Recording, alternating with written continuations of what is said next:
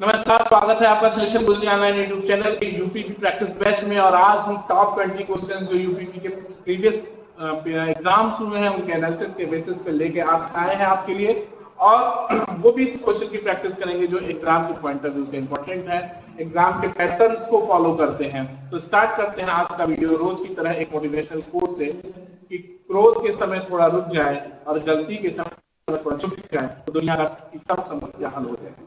कहते हैं ना, जब व्यक्ति को क्रोध आता है तो उसका विवेक शून्य हो जाता है, उसका मस्तिष्क उसे सही और गलत का निर्धारण करने की जो क्षमता होती है उसे शून्य कर देता है। और यदि व्यक्ति अपनी गलतियों को स्वीकार करने की क्षमता हो वही व्यक्ति सफल हो सकता है। जिस व्यक्ति के अंदर अपनी गलतियों को स्वीकार करने की क्षमता नहीं होती वो कभी सफल नहीं हो सकता। ठीक है, तो पहला क्वेश्चन ध्यान दीजिएगा कि एक त्रिभुज की भुजा 16 सेंटीमीटर, 12 सेंटीमीटर और 20 सेंटीमीटर है। त्रिभुज का क्षेत्रफल क्या होगा? सिंपल, देखो प्रैक्टिस होनी चाहिए। ये पता है 16, 12, 20 क्या है? 16, 12, 20 ट्रिपलेट है, संपूर्ण त्रिभुज का ट्रिपलेट है। और सबसे बड़ी भुजा क्या है? 20 है, तो ये कर्ण होगी, बाकी से भुजा लंब और आधार होगी। और क्षेत्रफल इस प्रकार हो जाएगा आपका 1/2 लंब गुणित आधार 1/2 16 गुणित 12 और 12 6 16 छक्का 96 मीटर वर्ग, मीटर स्क्वायर। कोई दिक्कत नहीं है, यहां तक कर लेंगे। अगला क्वेश्चन ध्यान दीजिएगा कि नाव धारा की दिशा में 10 किलोमीटर प्रति घंटा तथा विपरीत दिशा में 8 किमी प्रति घंटा की चाल से चल सकती है। सॉरी, फिर से क्वेश्चन ध्यान दीजिएगा। कह रहे हैं कि एक नाव की चाल धारा की दिशा में 10 किलोमीटर प्रति घंटा और धारा के विपरीत 8 किलोमीटर प्रति घंटा है। धारा की चाल क्या होगी?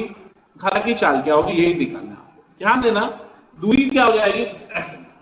अब देखो, धारा के साथ चाल क्या है? 10 किलोमीटर प्रति घंटा। धारा के विपरीत चाल क्या है? 8 किलोमीटर प्रति घंटा। धारा की चाल अगर निकालनी हो तो दोनों के अंतर का बटा 2, यानी 10 - 8/2 यानी 2/2 = 1 किलोमीटर पर आवर। ये धारा की चाल आती है।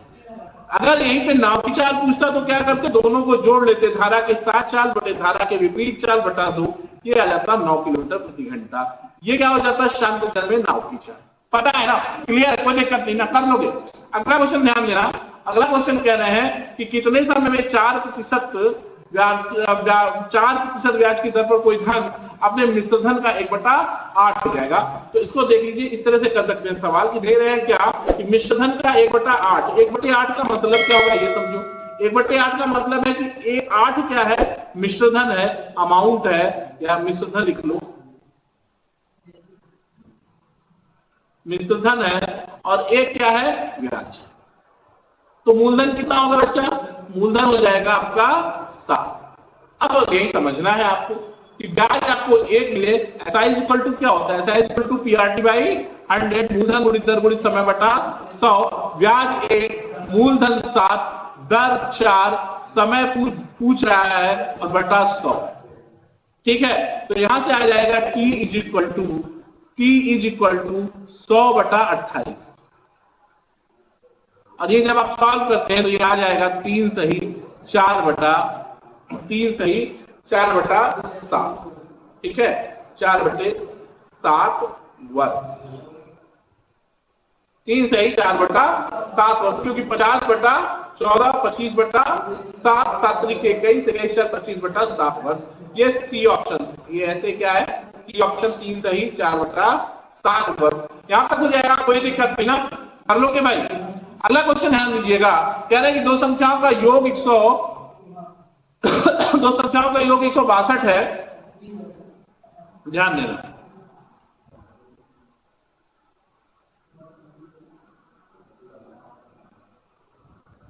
दो संख्याओं का योग 162 है तथा उसका लसा 252 है। वह संख्या और उसका मसा ज्ञात कीजिए। जैसा ऑप्शन एक बार ट्रेस करिएगा, देख लीजिएगा कि 152 योग 36 और 108 नहीं है। 152 32 28 30 60 162, ये बी ऑप्शन कंसीडरेबल है, ये नहीं है, ये भी नहीं। तो आपका मात्र ऑप्शन से चेक कर लोगे, इसको कहते हैं हीट एंड ट्रायल मेथड। सीधा ऑप्शन से आप क्वेश्चन ट्रेस कर लोगे कि मात्र एक ऑप्शन है जिसमें संख्याओं का योग क्या है? संख्याओं का योग 162 है। तो वही ऑप्शन आपका आंसर हो जाएगा। ठीक है, अगला क्वेश्चन कह रहा है कि एक व्यक्ति अपनी आय का 1/3 भाग रहने में, 1/8 भाग कपड़े में और 10% दान में खर्च करता है। यदि उसके पास 318 रुपए बचते हैं तो उसकी आय ज्ञात करो। सिंपल सवाल है भाई, मान लेते हैं उसकी पूरी आय कितनी है, उसकी पूरी आय 1 है।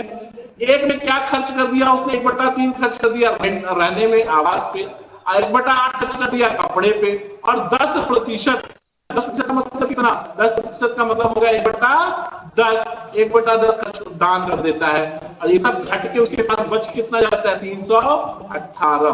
318। अब ध्यान दीजिएगा, आप इसका आप एलसीएम ले सकते हैं, और इसका एलसीएम आपको मिल जाएगा 120।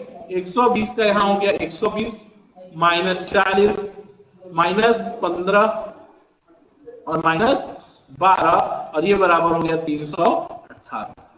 तो ये सब घटा लोगे जब आप, तो बचेगा 53 के बटा 120, 53 के बटा 120 बराबर 318। ये काट लोगे तो 6 बार कटेगा, और 1 बराबर करोगे तो 12 छक 72, 720 आ जाएगा। यानी उसकी जो पूरी आय थी वो 720 रुपए थी। कोई दिक्कत नहीं ना। देखो भाई, एक बार फिर से समझ लो, एक व्यक्ति अपनी आय का 1/3 भाग रहने में, 1/8 भाग कपड़े पर, 10% दान खर्च करता है। मान लिया उसकी कुल आय 1 है, 1/3 घटा दिया रहने पे, 1/8 घटा दिया कपड़े पे, और 10% का मतलब कितना हो गया, 1/10, 1/10 घटा दिया, तो सब घटाने के पास उसके पास बचा है 318 रुपए, और जब इधर से आप घटा रहे हो तो ये भिन्न में बच रहा है 53/120।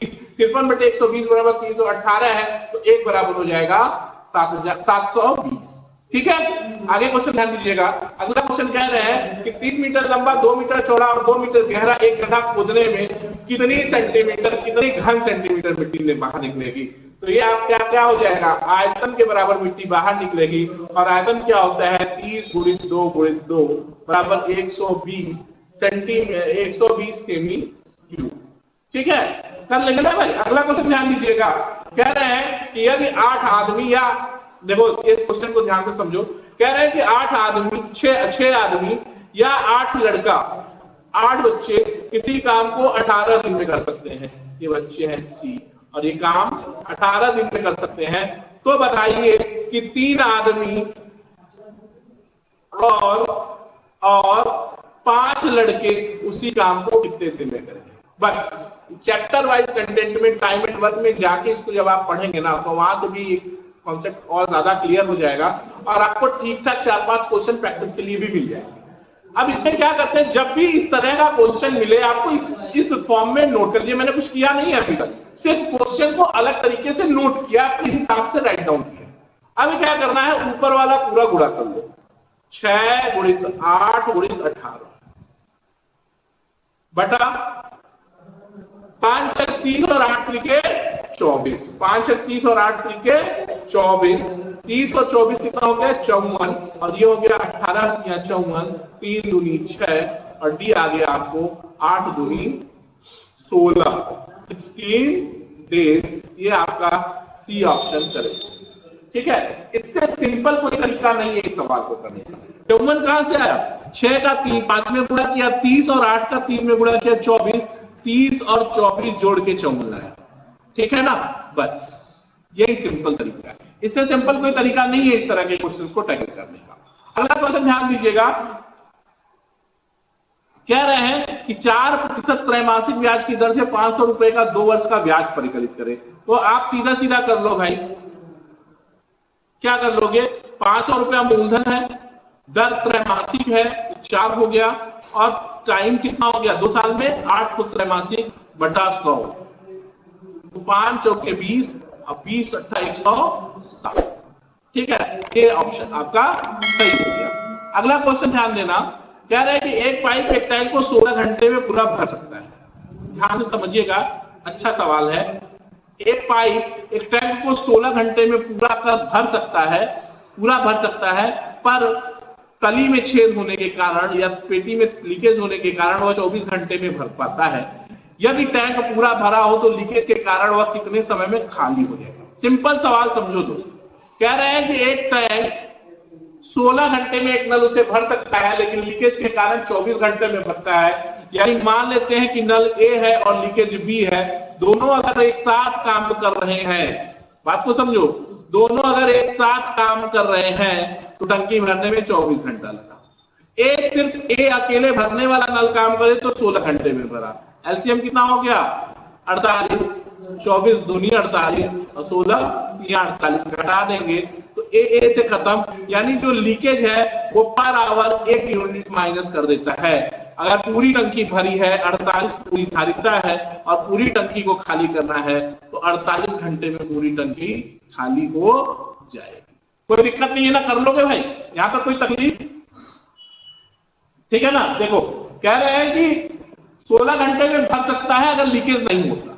लीकेज भी काम कर रहा है, नल भी काम कर रहा है तो 24 घंटे में भर रहा है। मान लिया भरने वाला नल ए है और लीकेज बी है, दोनों 24 घंटे में 24 घंटे में पूरा काम करते हैं। ए अकेले 16 घंटे में पूरा काम करता है। एलसीएम ले लिया 48 पूरा काम है। दोनों एक साथ का 1 घंटे का काम 2 और इसका 1 घंटे का काम 3, अंतर आ गया। यानी बी हर घंटे 1 यूनिट पानी खाली करती है तो पूरी भरी टंकी को खाली करने में उसको 48 घंटे का समय लगेगा। ठीक है, यहां तक कोई दिक्कत नहीं ना? अगला क्वेश्चन ध्यान दीजिए। एक वस्तु को 5% हानि पर बेचने की अपेक्षा 5% लाभ पर बेचा जाए पर 5 रुपया अधिक मिलता है तो वस्तु का क्रय मूल्य क्या? तो अब बहुत सिंपल सी बात समझो, एक बात समझो, सीपी कितना होगा? हमेशा 100 होगा। सीपी क्या होगा? 100।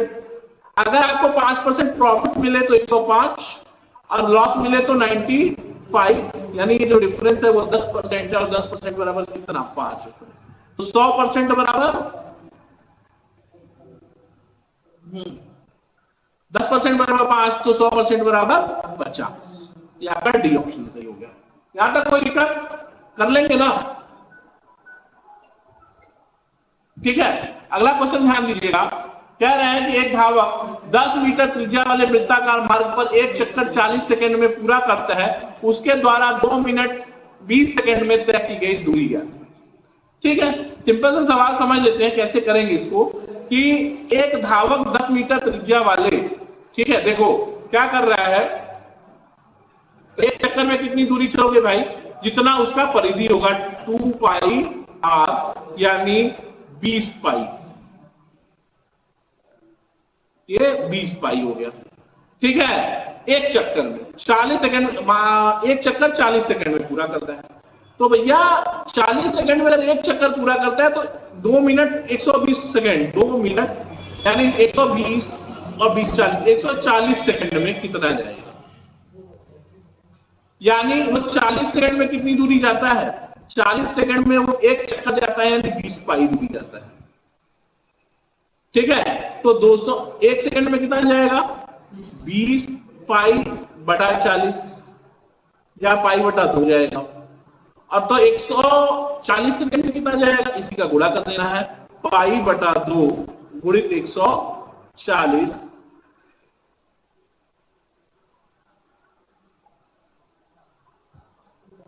140 और ये कितना हो जाएगा? 70, यानी 22 बटा 7 गुणित 70, 10 बार कटेगा और 22 धाम हो जाएगा 220 मीटर। वो 220 मीटर दौड़ेगा, 220 मीटर दूरी तय करेगा। फिर से समझ लो, किसी वृत्ताकार पथ के चारों तरफ एक चक्कर पूरा करने का मतलब उसकी परिधि के बराबर दूरी चलना है। अगर त्रिज्या 10 है तो एक चक्कर में 22 पाई चलेगा। इतनी बात क्लियर हो गई। 40 सेकंड में एक चक्कर पूरा करता है तो 40 सेकंड में 20 पाई चलता है, तो एक सेकंड में 20 पाई बटा 40 या पाई बटा 2 मीटर चलेगा। तो 140 सेकंड में कितना जाएगा? पाई बटा 2 गुणित 140, 140। ये आप सॉल्व कर लोगे तो 220 मीटर हो जाएगा। कोई दिक्कत नहीं ना? आगे बढ़ते हैं। अगला क्वेश्चन ध्यान दीजिएगा। कह रहे हैं कि ए बी से 5 साल बड़ी है और सी ए से 3 साल छोटा है। यदि उनकी कुल आयु 67 वर्ष है तो बी की आयु ज्ञात कीजिए। सिंपल सवाल है, समझ लेते हैं। एज प्रॉब्लम का इजी क्वेश्चन कह सकते हो आप। सपोज कर लो बी एक्स है, बी को एक्स मान लो। ए बी से 5 साल बड़ा है तो ए कितना हो गया? एक्स प्लस 5 हो गया। और कह रहा है सी ए से 3 साल छोटा है, सी ए से 3 साल छोटा है तो x+5 -3 यानी x+2 हो गया। अब जोड़ लो, a प्लस बी प्लस सी क्या हो गया, बराबर 67, और ये हो गया x plus 5a plus b x और प्लस सी एक्स प्लस 2 बराबर 67, 3x is equal to 60, x is equal to 20, x is equal to 20, b की आयु पूछ रहा है, b की आयु 20 है। यहां तक कोई दिक्कत नहीं, कर लेंगे, आसान सवाल है, ठीक है। अगला क्वेश्चन ध्यान दीजिएगा, अंडर रूट 900 प्लस, इसको पूरा रूट वैल्यू निकालना, सीधा सीधा निकाल लो। 900 का रूट वैल्यू कितना हो जाएगा 30, इसका कितना हो जाएगा 0.3 और इसका कितना हो जाएगा प्लस 0.003, ठीक है, 003 हो जाएगा। और जब आप सॉल्व करेंगे तो 30.303, ठीक है, कर लेंगे, कोई दिक्कत नहीं ना। अगला सवाल ध्यान देना, तो 4 2 4 5 1 6, तो 3 अंक आएगा और यहाँ पे कितना 6 अंक, सही है, कोई दिक्कत नहीं। अगला क्वेश्चन ध्यान दीजिएगा कि क्रिकेट के खेल में पहले 10 ओवर में रन रेट 3.2 है, 282 रन के लक्ष्य तक पहुंचने के लिए शेष 40 ओवर में कितना रन रेट होना चाहिए। बहुत सिंपल बात समझो यार, 282 रन बनाना है अपने को, कितना रन बनाना है 282 रन टीम को बनाना है, 282 बनाना था, बना चुके हैं 32, बनाना है अब 250, और कितने ओवर में 40 ओवर में, तो औसत कितना हो जाएगा, औसत बराबर हो जाएगा 250/40, 50/40, 0 से खत्म, 25/60, 4 का मतलब 6.25 रन पर ओवर, राइट ना, कर लेंगे भाई, यहां तक कोई दिक्कत नहीं ना। अगला क्वेश्चन ध्यान देना, कह रहे हैं कि एक बस एजेंट को 2 सही 1/2% की दर से 300 रुपए कमीशन मिलता है। ये थोड़ा सा इस तरह का है, ध्यान दीजिएगा।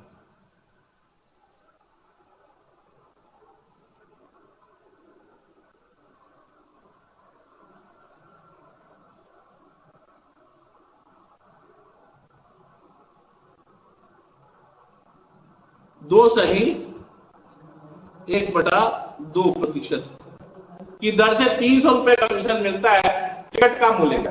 अब बताओ यार, 2 सही 1/2 का मतलब 2.5%, 2.5% बराबर 30, यानी एक टिकट है, कोई टिकट कलेक्टर है, बस का एजेंट है, तो उसको 2.5% कमीशन मिलता है हर टिकट की बुकिंग पे। तो 2.5% के कमीशन में उसे कुल 300 का कमीशन मिला, यानी 2.5% बराबर 300, तो कितने का टिकट बुक किया, 25% बराबर 3000,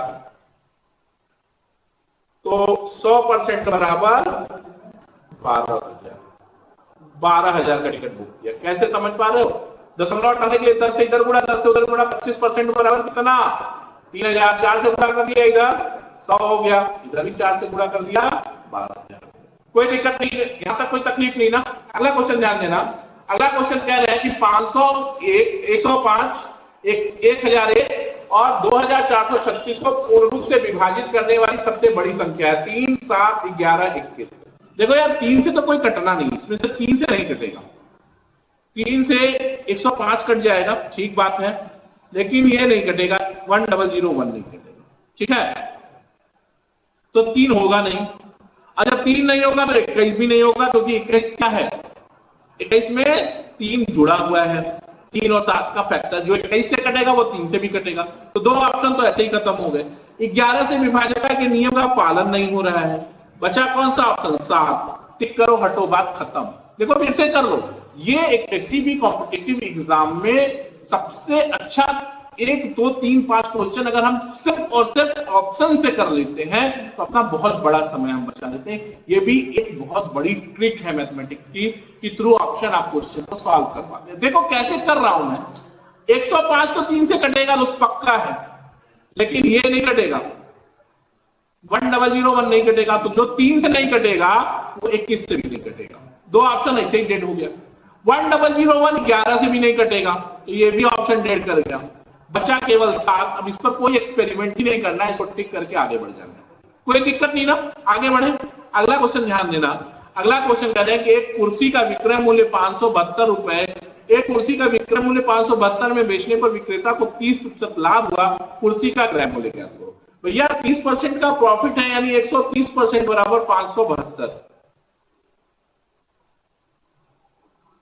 तो क्रय मूल्य 100% बराबर, क्रय मूल्य 100% बराबर 572 बटा 130 गुणित 100, 13 चौका 52, 5 13 चौका 52, ये हो गया 440 रुपए की वो कुर्सी होगी, 100% उसका 440 है, तो यही सीधी 440 रुपए की कुर्सी होगी। अगला क्वेश्चन ध्यान देना, कह रहे हैं कि किसी पार्टी के 120 सदस्य हैं, एक पार्टी में 120 सदस्य हैं, कोई पार्टी चल रही है, वहां 120 लोग उपस्थित हैं, जिसमें से 2/3 पुरुष हैं, 2/3 पुरुष का मतलब 40 80 पुरुष हैं, 40 महिला है और ये पुरुष है, ठीक है। क्या कह रहे हैं? 12 महिलाएं सदस्यों के सिवाय सभी सदस्य विवाहित हैं, 12 महिला सदस्यों के सिवाय सभी सदस्य विवाहित हैं, तो इस क्लब में कितनी विवाहित महिला सदस्य हैं? भैया गजब हाल है, 80 महिलाएं हैं, इसमें से 12 अविवाहित हैं, घटा दो 12, तो कितना हो गया? 12 घटा दोगे तो इसमें से सर यार ये 40 आएगा ना, 80 गलत लिख दिया, कितना आएगा? 40। महिलाओं की संख्या कितनी हो जाएगी? 40, तो 40 में से 12 घटा दोगे आप तो 28 महिलाएं ऐसी हैं क्लब में और पार्टी में जो मैरिड नहीं, जो विवाहित है, ठीक है। अगला क्वेश्चन ध्यान दीजिएगा, नेक्स्ट क्वेश्चन है कि एक ट्रेन और प्लेटफॉर्म की लंबाइयां बराबर है, एक ट्रेन एक प्लेटफॉर्म की लंबाई के बराबर है, ठीक है।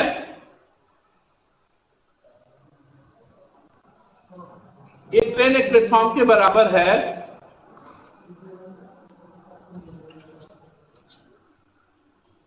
यदि ट्रेन 90 किमी प्रति घंटा, इसमें देखो यही छूट गया है क्वेश्चन में, क्या है?